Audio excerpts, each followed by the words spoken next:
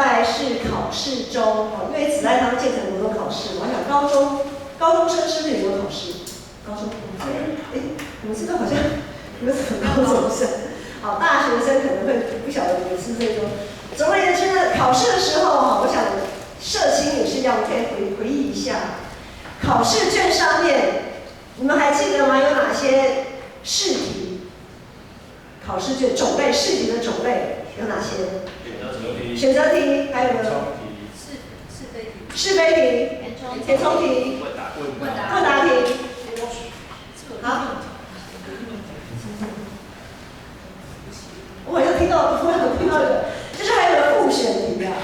你们现在多选题啊，还是复选题？牧师那个时候，牧师的年代，好像牧师已经很老了。那个复选题，我在大考的时候，我最怕碰到复选题，因为我不晓得现在的复选题的计分方式，但是我们那个时候的复选题是有倒扣。点头都是这一辈，你们现在有倒扣吗？现在没有了。就是复选题，比如说A B C D 嘛，就是 A C， 如果答案是 A C 猪因为 D 就是猪一样 ，A C 猪，可是你那个 C 没选到的时候呢，你不但这个题目该得的分没有得到，你还要倒扣那个选项，你选错或者是选错的时候那个扣分，所以那个倒扣就是，那我们说要倒扣到什么时候？倒扣到0分。好，所以很多时候我们因为复选题你又有倒扣的这种情况，变得你不能乱猜。不能说好吧，我随便猜一个，反正猜错也没关系。可是当有倒扣的时候，猜错就很有关系。以前牧师就是最怕碰到那种复选题，这就是因为书读得不够透彻，所以呢会有那种很怕倒扣的情况。我不晓得你们，很怕做怎样的题目？好像每一个人都有他所比较难掌握的那样子的一个考题这样。我想我们一生当中都有很多的考题，包括选学校，学校可能不是你们的考题啦。通常学校应该是要等到大学考大学，你们可能才会面对，因为国中国小就是学区嘛。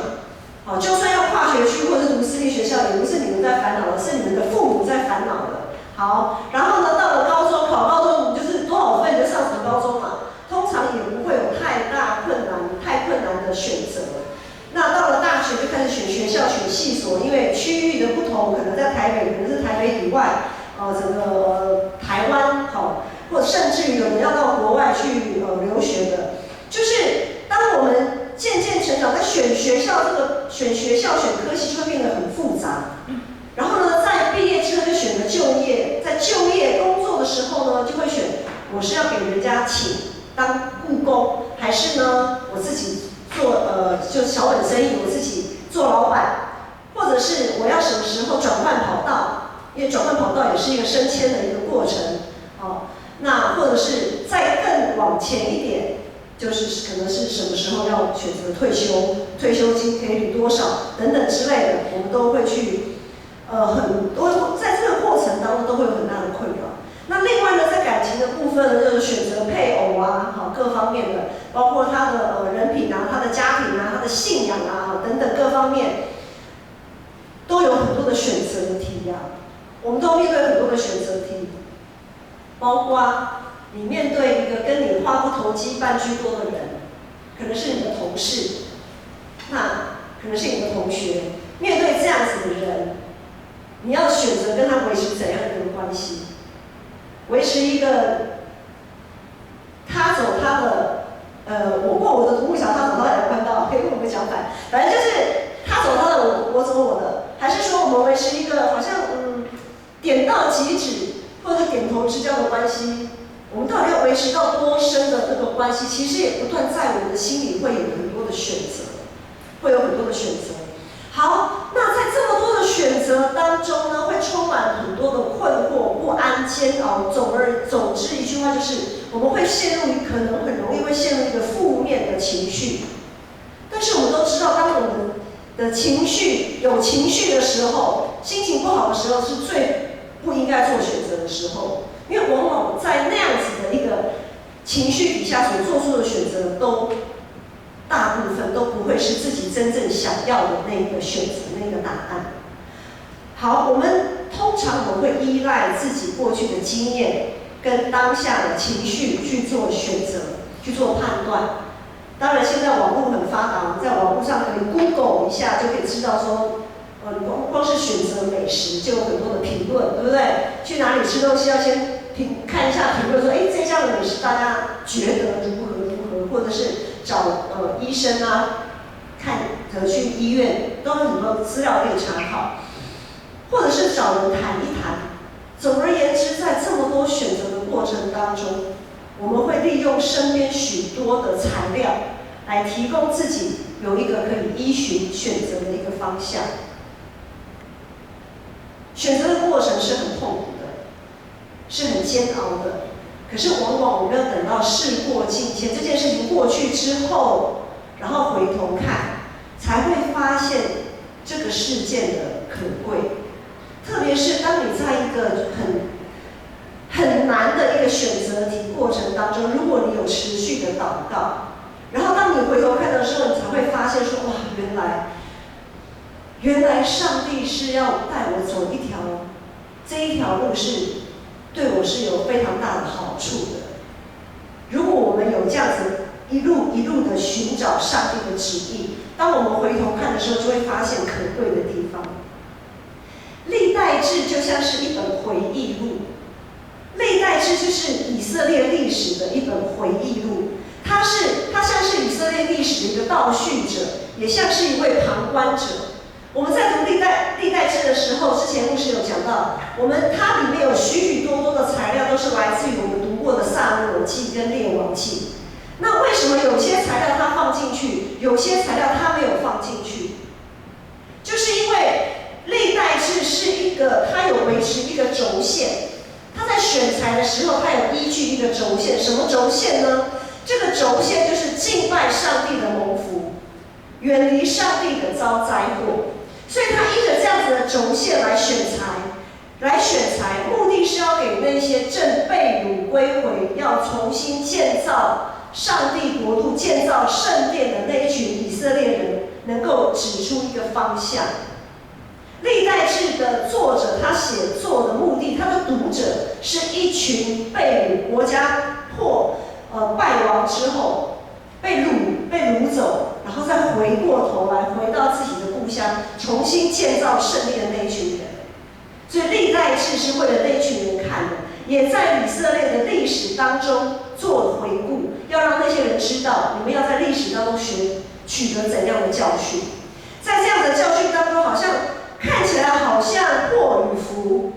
灾祸跟福气都是来自于上帝的主权，好像我们都是处于被动的状态。但其实当我们在看历代志的时候，我们也会发现，我们到底要用自己的欲望，还是敬畏上帝的态度去面对上帝的安排，是一个很重要的关键。之前我们都有谈论过大卫的缺失，今天我们就来回顾一下所罗门王的缺失。牧师不知道在连续这几个礼拜，从撒母耳记、列王记、历代志这几个月的读经进度里面，你们对大卫跟所罗门王的印象有没有破灭？希望你们对他们的印象不要是在某个程度上，因为从主日学嘛，主日学到可能青少系的选材都是比较正面的。哇，大卫是个合神心意的人，大卫击败歌利亚，大卫有好多的丰功伟业，然后所罗门王就非常的有智慧等等之类的。大卫跟所罗门真的是不错的可是为什么这几个月牧师都在讲他们的坏话这样子？我们今天来谈一下，过去我们谈过了一些有关于大卫的缺失，今天我们来谈一下所罗门王的缺失。所罗门他有傲人的智慧，这个智慧是他跟上帝求的。上个礼拜一节牧师有谈到，所罗门王什么都没有求，他就是跟上帝要智慧。他要智慧的目的是他可以好好的治理以色列这个国家，但是呢，他并没有从头到尾一致的来使用这个智慧，他到了一半就变调了。怎么个变调法呢？他没有从头到尾的坚持用智慧治理上帝的国。比如说，当他用智慧治理上帝的国的时候，他治理以色列这个国家的时候呢，上帝就给以色列这个国家非常的富强嘛。好，所罗门在位的时候，他的国势鼎盛，到达一个最强势的一个时候，而且是非常和平的。在他里面，在他在位的期间，不像大卫一直在打仗。所罗门被呼召就是来建圣殿的，就来盖圣殿的。所以在一个和平的国度，相对于和平的国度里面要盖圣殿。但是就在他鼎盛的时候，他却以政治外交的理由，他娶了700位公主。娶公主要干嘛？有看历史剧或对历史有研究的人，如果你是国王，你娶公主目的是为什么？是因为她们比较漂亮吗？啊，难道自己国家里面人找不到漂亮吗？她应该还有一个很重要的外交目的，对不对？她要巩固，以我们现在的话叫巩固邦交嘛。她要巩固邦交，她要联姻，然后又透过婚姻，好，然后来控制那一个国家，因为它的国家是比较大的，相对弱小的国家，它可以控制它。然后呢，就是可以有比较稳定的邦交关系。好，他以政治外交为由娶了700位公主。起初他以为他可以保守自己的心，起初他以为他可以有所掌握，但是他的骄傲、他的自负，给魔鬼开了一扇大门。俗话说：“不以恶小而为之。”所罗门就自以为，因为他的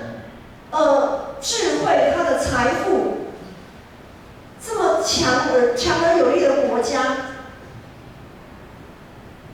他娶了700位外邦公主，然后呢，最后我们知道圣经的记载，我们不知道他什么时候开始远离上帝的。但是呢，我们知道最后所罗门为了这些外邦公主，因为外邦公主都拜他们自己的神明嘛，他就为了这些外邦公主盖神庙。700个外邦公主盖神庙，盖起来是蛮不得了的一个数字啊！它的密度，就是它那个神庙对于耶路撒冷，对于以色列这个国家来讲，这个密度是，因为王宫都在耶路撒冷嘛，这个密度其实是蛮高的。好，于是呢，所罗门他就远离上帝了。这个是我们在看到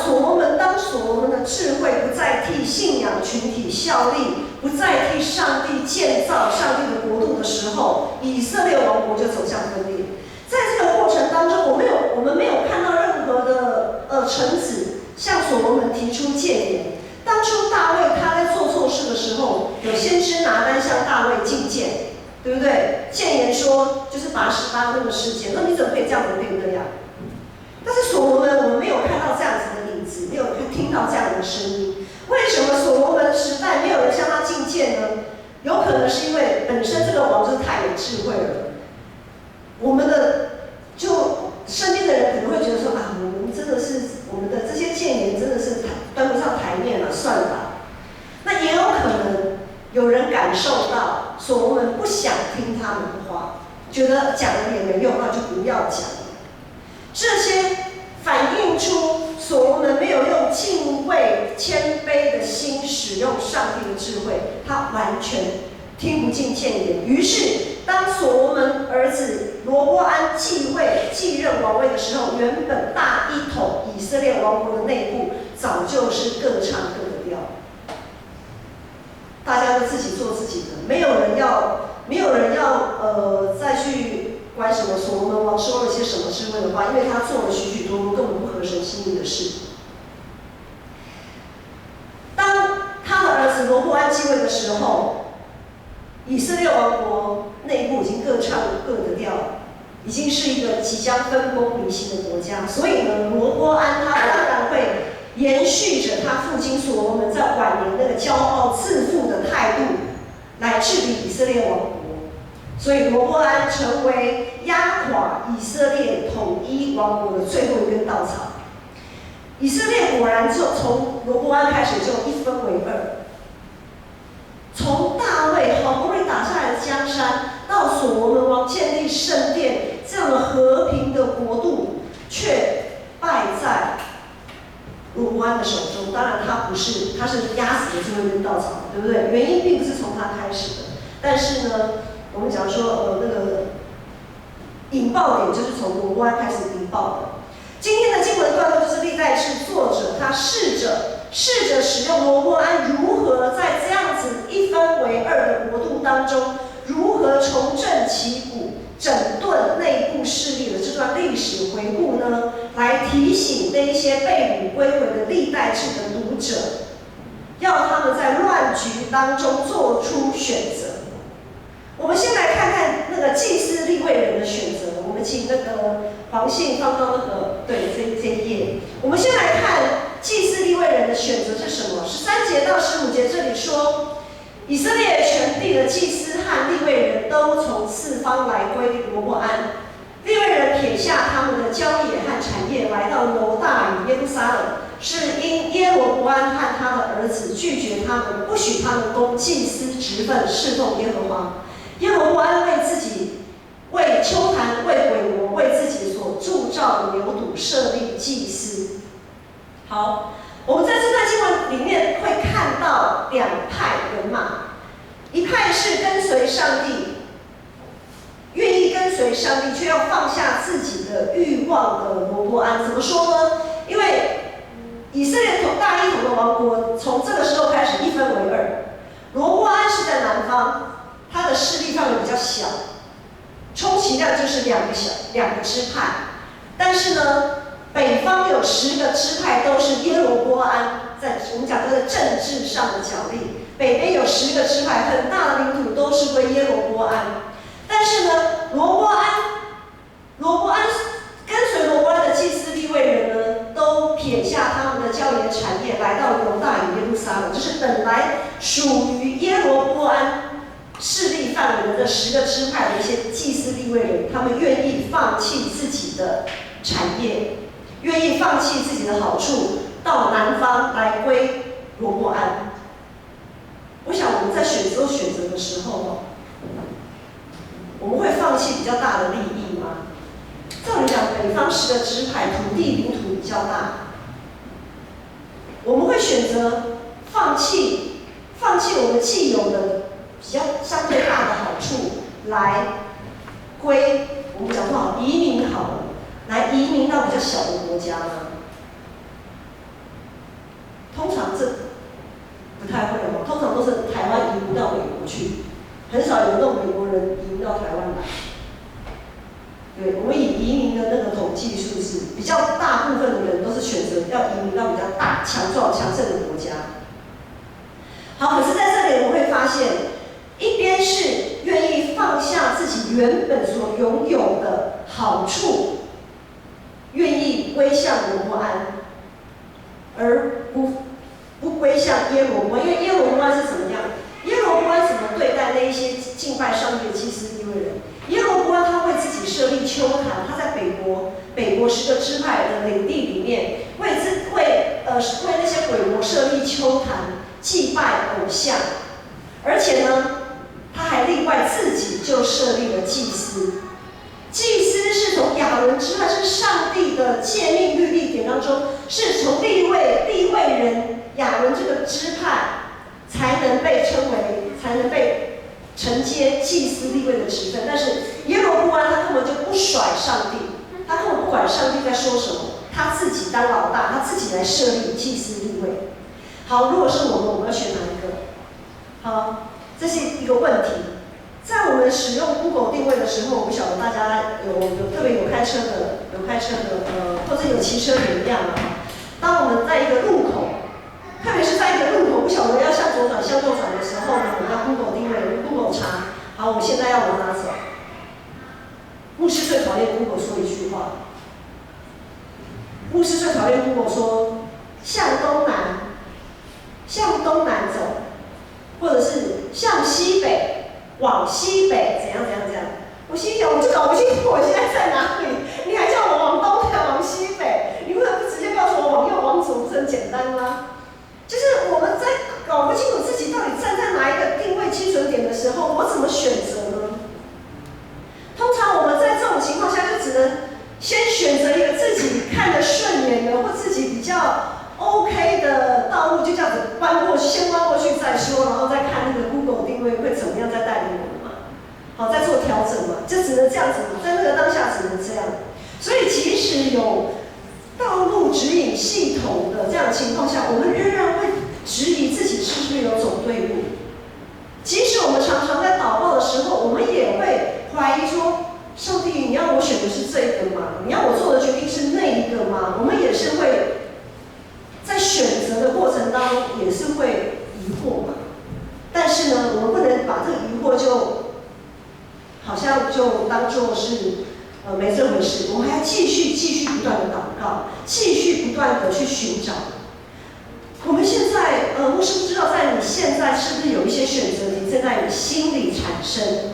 我们要根据什么来做选择？是根据自己心里的一把尺，还是上帝的标准？再一次的要提醒，这是我们要不断问自己的问题：我们到底是根据什么来做选择的标准？特别是在我们自我感觉良好的时候，更要问自己。很多时候我们在自我感觉良好的时候，我就不问这个问题了。我们很容易会根据自己得到的回馈，根据自己得到的利益、好处来做选择，觉得哇，上帝现在这样的施恩赐福于我，那我的选择就一定是对的。那可未必，因为所罗门跟耶罗波安的失败就在这里。当所罗门他拥有过多的智慧治理国家、大一统的国家的时候，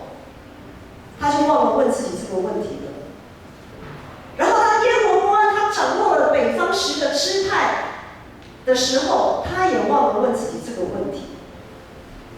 弟兄姐妹，耶罗波安他选择北边10个支派，看起来这么的富足、强盛，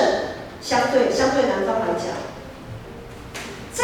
我们如果站在所罗门跟耶罗波安的立场，我们会觉得上帝真的赐福我们啊，对不对？没错吧？所罗门有这么多老婆，我现在要娶一个老婆都很困难，他娶了700个公主，300个妃嫔，总共1000个老婆。好，家财万贯，整个国家国度都是他的，他成不成功？如果今天我是所罗门，会觉得哇，我做的一定都对，我的选择一定都对，所以上帝这么赐福给我。耶罗波安也是啊，当他在北国开始建立自己势力的时候，他也觉得他的选择是对的。你看10个支派都归我，都愿意跟我，那2个支派，南方那2个支派不愿意给我，那是他们自己损失哦。我们人的本性很容易按着我们得到的回馈，我们得到的东西来认定我们到底有没有走在上帝的道路上，这是很危险的。所以我们要特别在自己感觉良好的时候，更要常常问自己：我们的选择到底有没有定准在上帝的应许跟权能？我们所定准的是上帝的应许，还是这世界上可以给我的回馈是哪一个？当我们在好的时候，相对好日子的时候，我们就很容易我们心里的那把尺常常会随着自己的欲望飘到哪里去了，然后我们真的就搞不清楚东南在哪里，西北在哪里。最近各部各团契要开始计划明年度的事工，每年的事工计划看起来大同小异，但是呢，也让我们在每年再重新定明年度计划的时候，重新要定准上帝的心意。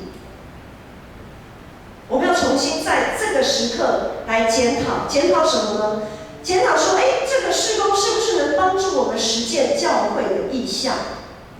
这个事工能不能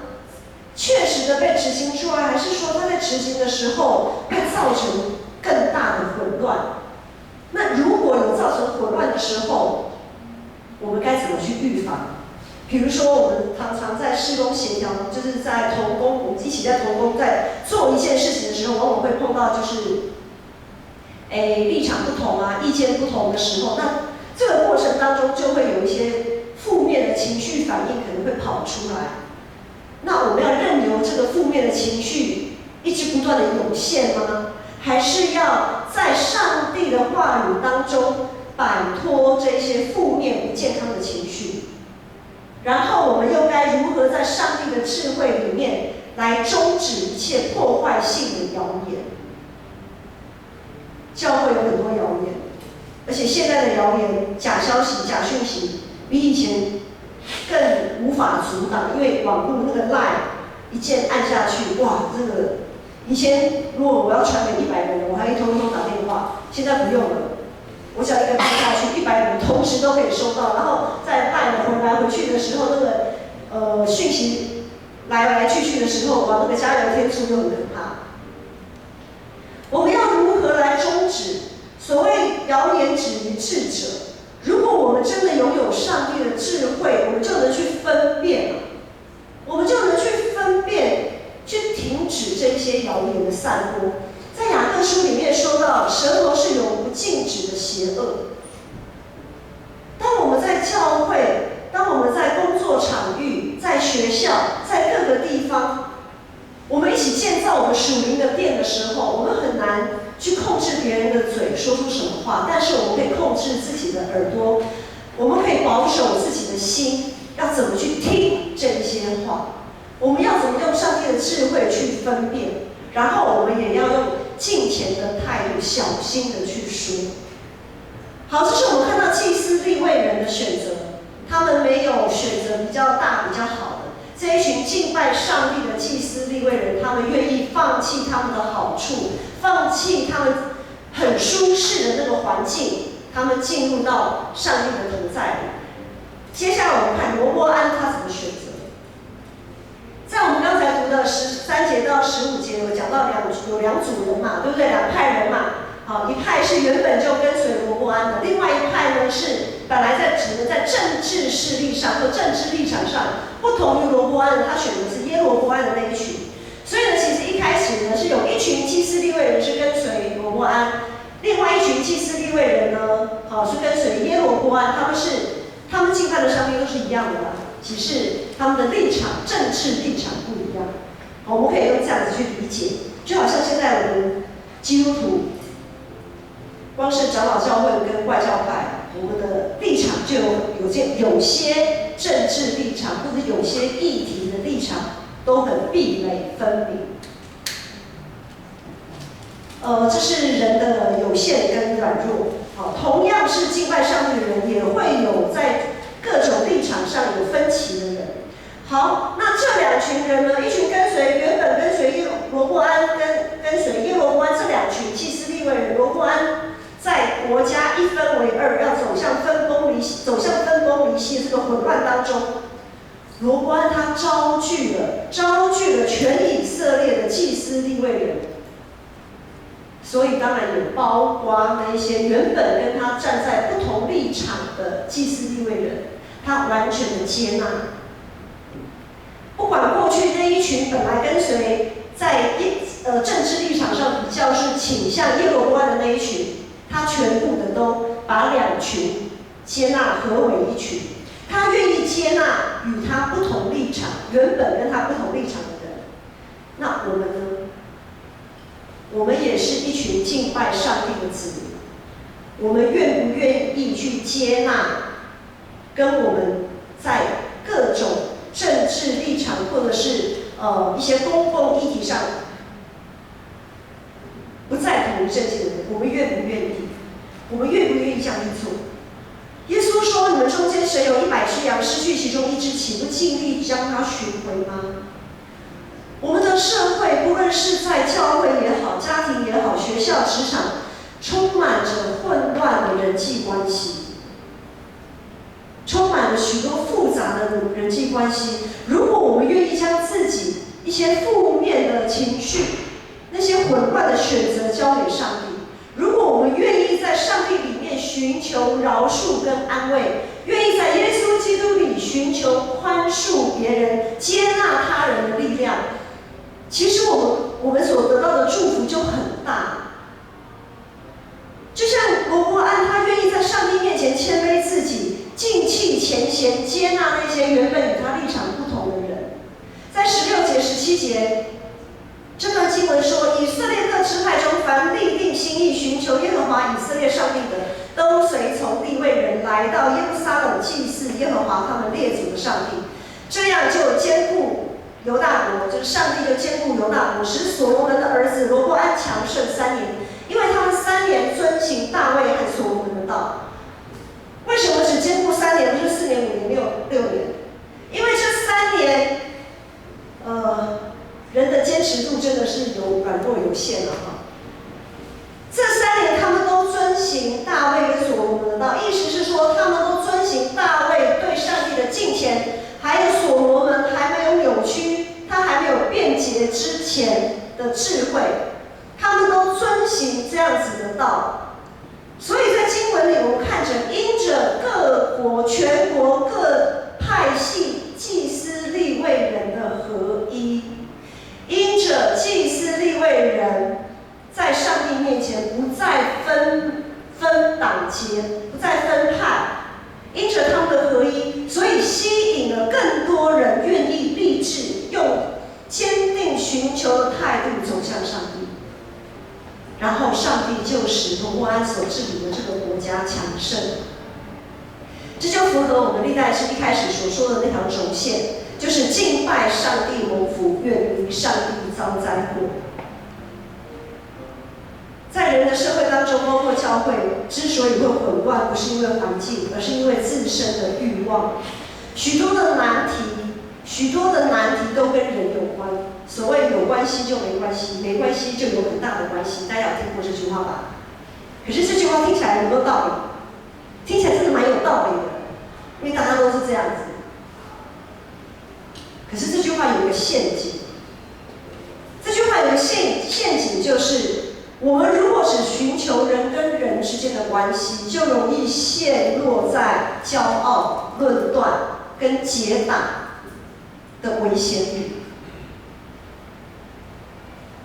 因为人跟人之间会有好关系，就是我们讲说同温层。当同温层聚在一起的时候，当然说的都是自己爱听的话。然后呢，有自己的同温层就会怎么样？相对就会拒绝其他不属于自己这个立场、这个同温层的人，那个线、那个隔阂就出来了。可是圣经叫我们不可以结党，不可以论断。可是当我们很容易窝在一个同温层的时候，我们就容易结党，我们就容易论断，然后就开始有我们的骄傲就出来。有关系就没关系，可以换句话说，就是当我们跟上帝有关系的时候就没有关系；当我们跟上帝没有关系的时候，很多事情都大有关系啊。我们要寻求的应该是我们跟上帝的关系，众人跟上帝的关系。而不是只是在我们自己的人际关系、混乱的人际关系里面一直去寻找一个出路。如果我们跟上帝没有关系的时候，我们永远找不到那个出路，因为我们永远不晓得我们要选哪一个方向才对。所以，当我们愿意谦卑自己、以敬畏的心寻求上帝的智慧跟大能的时候，我们就可以分辨自己心里的状态，然后打破彼此之间的隔阂。在混乱的人与人的社会当中，走向一个新的秩序，那就是上帝国的秩序。这一年来，因为新冠病毒，还有最近的台海危机，中共的飞机一直在那边飞啊，一直在那边挑衅。其实不只是我们跟中国，其实全球在现在都处在一个关系上维持这个关系上的临界点，因为这个新冠病毒引起的这种国与国之间的这个界限越来越明显。每一个国家为了自己的利益没有错，我们自己的国家、人民、土地，我们要自己保守，但是也在这个过程当中在考验人的本性。在这个平衡随时会崩解的情况下，我们觉得有的时候会觉得很无奈，好像插不上手，我们好像没有什么可以施力的。但是我们要知道，我们是上帝的子民，我们是上帝的子民。其实我们可以做的事情很大。就在今天的经文16、17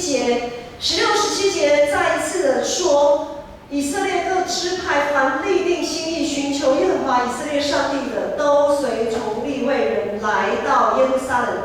祭祀耶和华他们列祖的上帝。就是当我们这一群祭祀利未人可以立定心志，尽弃前嫌，打破立场上的分界跟隔阂的时候，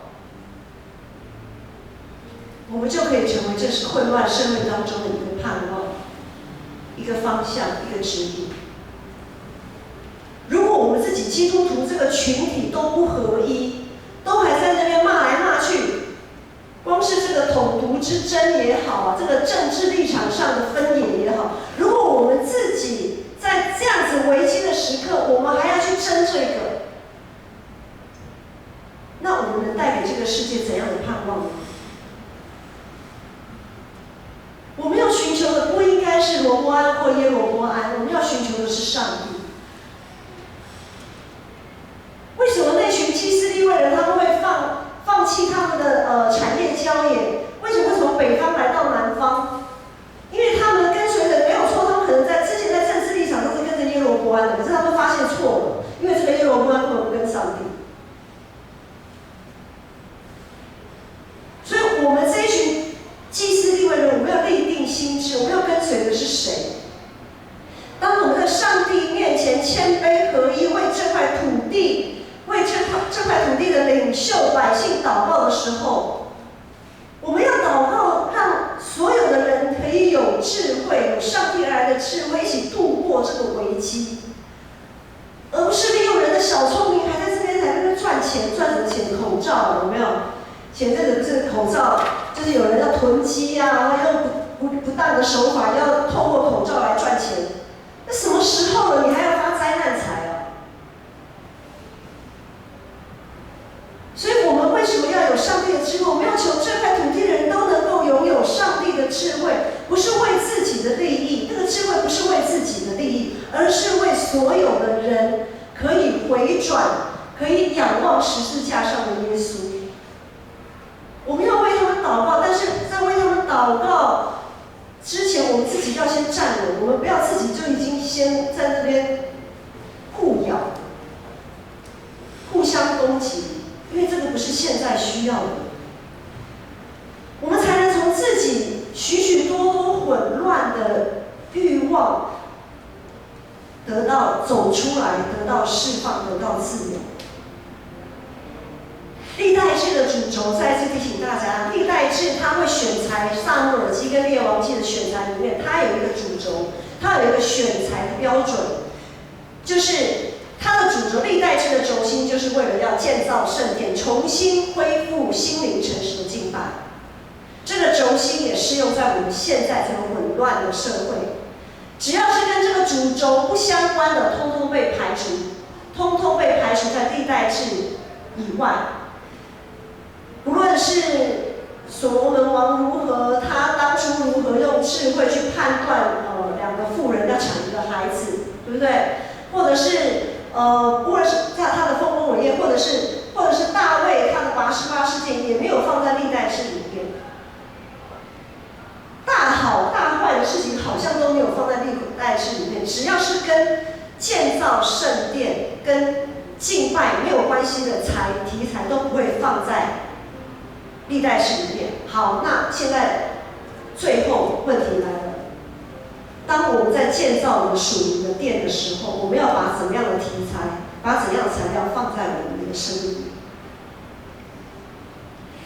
愿上帝可以赐给大家有智慧去分辨，怎么样的材料我们要取用，怎么样的材料，即便是那么富有，当所罗门把他的财富展现给示巴女王看的时候，那个部分我们能不能丢弃？能不能在上帝面前谦卑自己，丢弃说这些其实是上帝给的，不是我的。而我们要小心，我们的心不要因着那一些财富给挪移了。我们的定准，我们的判断标准是什么？我们要保留哪些？我们要哪些需要被那些材料需要被挪掉的？耶稣说：“当我们有彼此相爱的心，众人就认出你们是我的门徒。”我们有彼此相爱吗？我们有接纳与我们立场不同的人吗？爱是接纳，我们有接纳这些吗？我们要先做，然后众人就可以认出我们是耶稣基督的门徒，因为耶稣他也是这样子接纳世人的，是吧？不要小看我们所为主做的，我们要以身作则，我们要在上帝的里面，在教会、在团契里面，我们先学习怎么样彼此相爱、彼此接纳，寻求一个合一的祷告。当我们寻求合一，在上帝的里面为这块土地祷告的时候，上帝一定会施恩赐福，他一定会保守我们所居住的台湾。我们一起起立为来唱这首诗歌，我们一起同心合意的为这块土地祷告。